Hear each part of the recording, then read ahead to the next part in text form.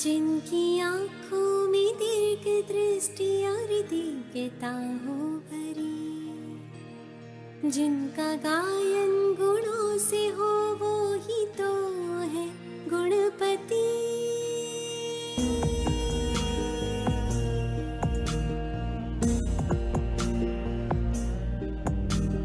विघ्न जो दूर कर दे हो, ऐसी जिनकी जादूगरी, ज्ञान का हो जो देव और शिव की हो जिनमें शक्ति, माया रूपी मुशक को पराजित कर करे सवारी, ऐसी दिव्यात्मा को ये पूजे दुनिया सारी।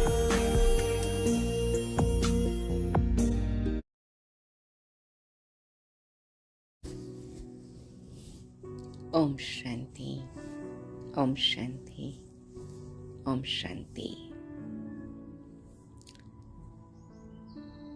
हम सभी अपने आप को और सर्व को गणेश चतुर्थी की शुभकामनाएं देते हैं और आने वाले 10 दिन के लिए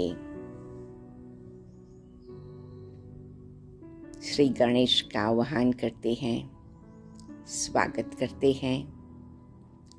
अपने दिल में, अपने घर में उनकी स्थापना करते हैं। अपने मन में, अपनी बुद्धि में उनकी सुंदर मंगलमय मूर्ति का दर्शन करते हैं और साथ साथ एक कदम अपनी आध्यात्मिक यात्रा में आगे बढ़ते हैं कि गणेश का हमारे जीवन में क्या महत्व है। हर साल गणेश चतुर्थी आती है, बहुत उमंग से, उत्साह से, आनंद से, भक्ति भाव से अनेक प्रकार की गणेश की मूर्तियां बनाई जाती हैं और विधि विधान से शास्त्र के युक्त अलग अलग प्रकार से भक्ति भाव से पूजा अर्चना, भजन, कीर्तन, प्रसाद सब कुछ होता है। लेकिन अगर हम देखें कि सही पैमाने में गणेश की जो विशेषताएं बताई हैं, गणेश को विघ्न विनाशक बताया, गणेश को सिद्धि विनायक बताया, गणेश को बुद्धिदाता बताया, गणेश को वरदाता बताया,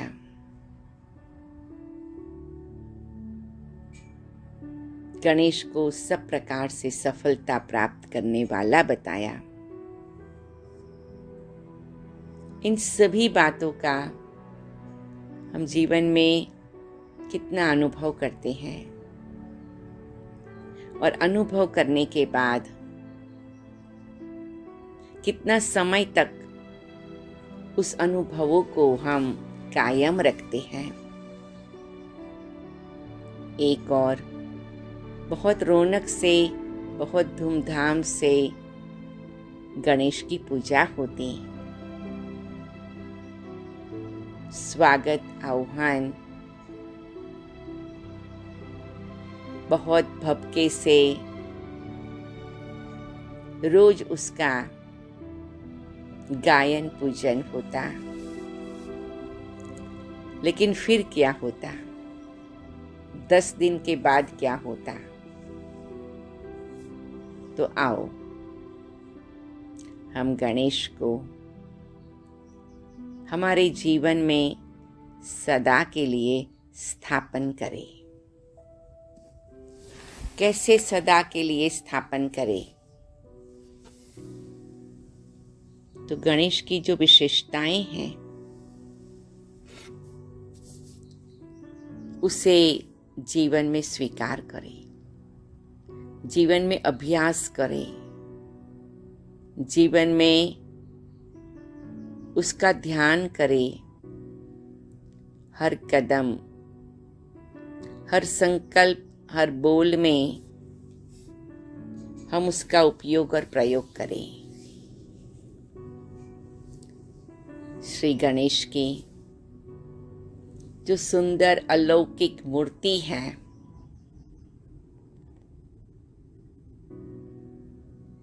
उसकी कुछ विशेषताएं हैं।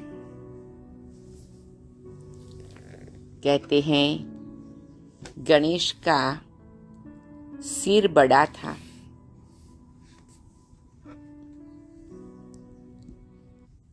ये किसकी निशानी है? बड़ा सिर वो बड़े विचारों की निशानी है।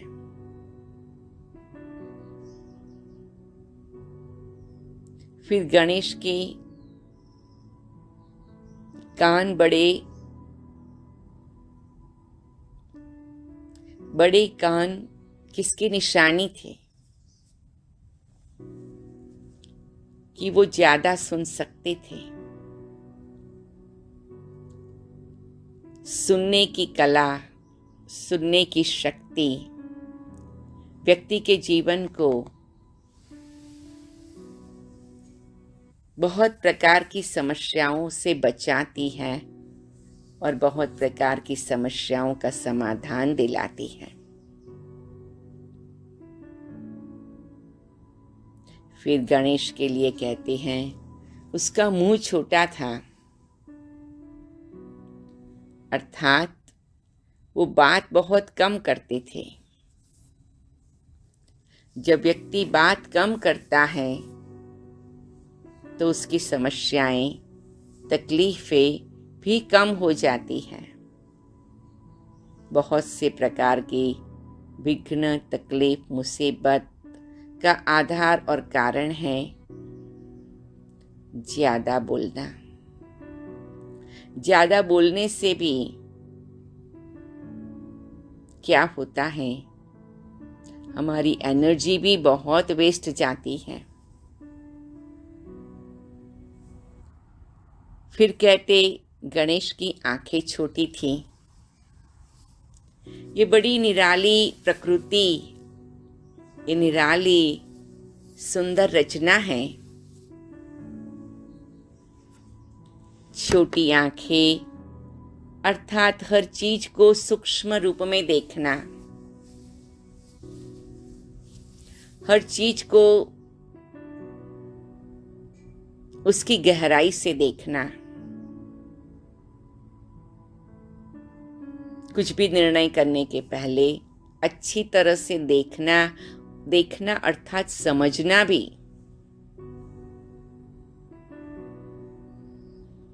कई बार हम कहते हैं भाई ये चीज अच्छी तरह से देख लेना, उसमें कोई बात रह न जाए। जब कोई चीज हम अच्छी तरह से देख करके लेते हैं और करते हैं तो हमारा समय बच जाता है, हमारी शक्तियां बच जाती हैं, हम कहीं धोखा नहीं खाते हैं, हम संभल कर चलते हैं। तो छोटी आंखें ये हमें क्या सिखाती हैं कि हमें हमेशा हर चीज को सूक्ष्म रूप में देख के चलना है।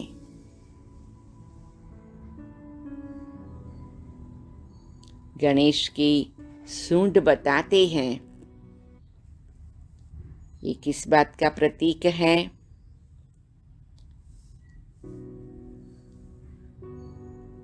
लंबी सूंड है, वो कार्य कुशलता का प्रतीक है कि वो कोई भी चीज कार्य करने के लिए अच्छी तरह से तैयार है। कार्य करने की शक्ति है और वो संभल के कार्य कर सकती है।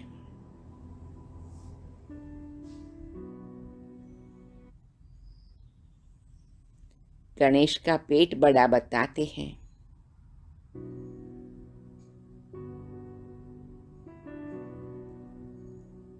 वो क्या बताते हैं कि वो सब कुछ स्वीकार कर लेते हैं और स्थिर गंभीर रहते हैं। हमें क्या सीखना है? आज से हम भी अपना पेट बड़ा करेंगे। तो आइए गणेश चतुर्थी हम विशेष रूप में मनाएं। फिर बताते हैं, सवारी है चूहे पर। किस बात का प्रतीक है? कि छोटी छोटी बातें हमारे जीवन में, छोटा सा लोभ, छोटा सा अहंकार, छोटा सा गुस्सा, छोटी सी ईर्ष्या हमारे जीवन में बहुत तकलीफ लाती है। अगर हम इन छोटी बातों को कंट्रोल कर ले तो हम कई प्रकार की तकलीफों से मुक्त हो सकते हैं।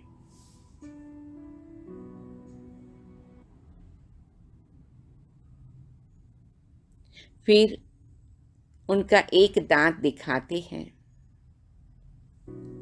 किस बात का प्रतीक है? एक परमात्मा की याद में रहो, अच्छी चीजों को स्वीकार करो, बुरी चीजों का त्याग करो। अगर हम ऐसा करते हैं तो हमारे जीवन के बहुत सारे विघ्न स्वाभाविक रीति से दूर हो जाते हैं। तो आओ हम नए रूप में, सही पैमाने में आज आध्यात्मिक रीति से गणेश उत्सव मनाए, अपने जीवन को गणेश उत्सव बनाए और अनेक प्रकार के वरदानों से अपने आप को खुद ही भरपूर करे। गणेश चतुर्थी थी, सबको शुभकामनाएं। स्वयं के जीवन को गणेश उत्सव बनाने का शुभ बधाई और अभिनंदन। ओम शांति, ओम शांति, ओम शांति।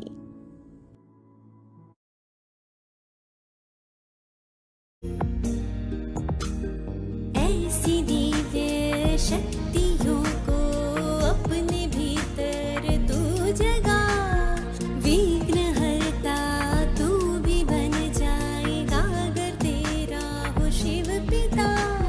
देव बन जा तू भी आत्मा, होगा जग कल्याण सदा।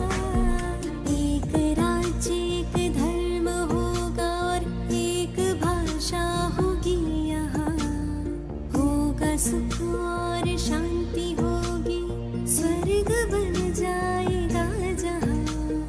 एक राज्य एक धर्म होगा और एक भाषा होगी यहाँ, होगा सुख और शांति होगी, स्वर्ग बन